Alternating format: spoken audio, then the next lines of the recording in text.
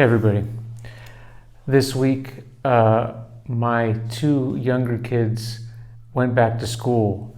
Here in Portugal, we're on a quarantine confinement situation, online school.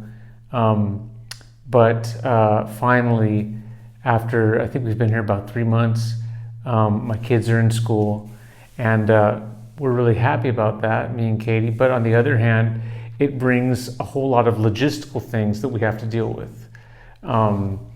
Because of the social distancing, the school class times have to be staggered. One grade, the kids have to come in from one side of the school. The other grade, the kids have to come in and be picked up from the other side of the school. They have to study at different times during the day.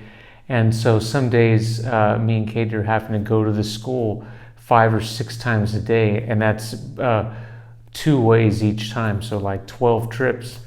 I was just thinking about how it's so interesting where if my schedule, my routine, if it's just ticking along, flowing, I can appear to be a pretty magnanimous and patient and a person, and even someone who really is able to deal with interruptions, has a heart to serve others, as long as in general I'm kind of in my routine, moving along.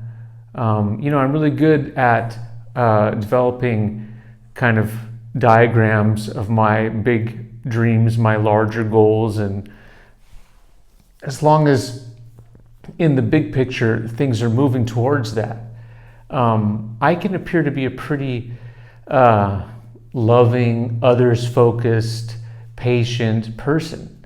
But if you really want to know what I'm like, just alter my routine. It's kind of similar to like exercising, where sometimes I'll do the same exercise routine for a long time. And I'll feel like, wow, man, I'm really progressing. I'm really strong. And then all I have to do is just change it. Maybe I'm used to running a certain route, and then I go on a little trip and I think, hey, I'm going to run the same distance in this other place, but it's just like 3 times as hard because of the hills and the turns and different things, the terrain. So sometimes I feel like in my life, it's in those times where the status quo is challenged. And I'm really good at thinking strategically in my agreements, in my negotiations with my wife, with my kids, with my colleagues, the people I work with. I feel like I'm someone who can keep the long game in view. I know what it's like. I know the benefits of a strategical retreat where I think, hey, in this situation, I think I'm going to concede here because in the long term, my bigger goal will profit from me kind of taking a step down here and conceding to what will benefit others as opposed to what would primarily benefit myself. And but I think that the people that are nearest to me, my wife, my kids, my work colleagues, I'm pretty sure that they know the difference. They know when I am willing to serve. Hey, I'll cook dinner. Hey, I'll do the driving. Hey, I'll clean, but because it's convenient to my long-term goals and the bigger projects that I have. But all of a sudden, if you really ask me to just serve, and in no way is it promoting my long-term goals, my projects. Actually, maybe you're asking me to serve.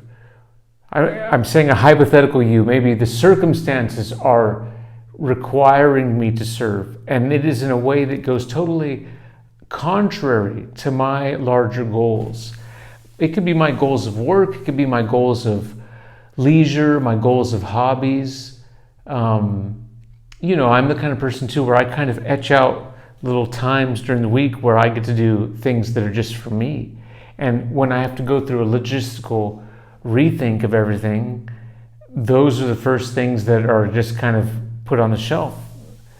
And I'd like to say that I react to that in a very patient way, a very understanding way, but sometimes it really ruffles me, it really rattles me, and it brings out a lot of things in me that I think, wow, man, maybe I'm not as in shape as I thought I was.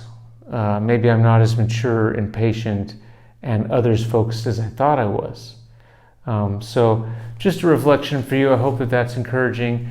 And my prayer for myself and for you is just that we would learn to be thankful for the things that shake up our lives, because it's like, again, the analogy of exercise and working out. It's like sometimes we need that new routine.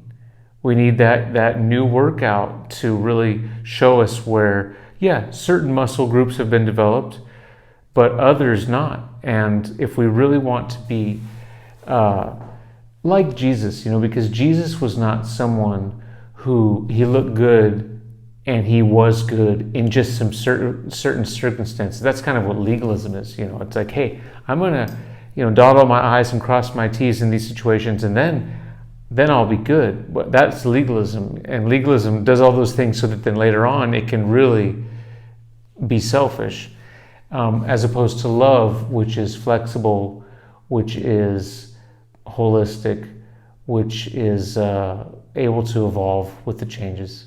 So I hope this is encouraging to you guys. God bless.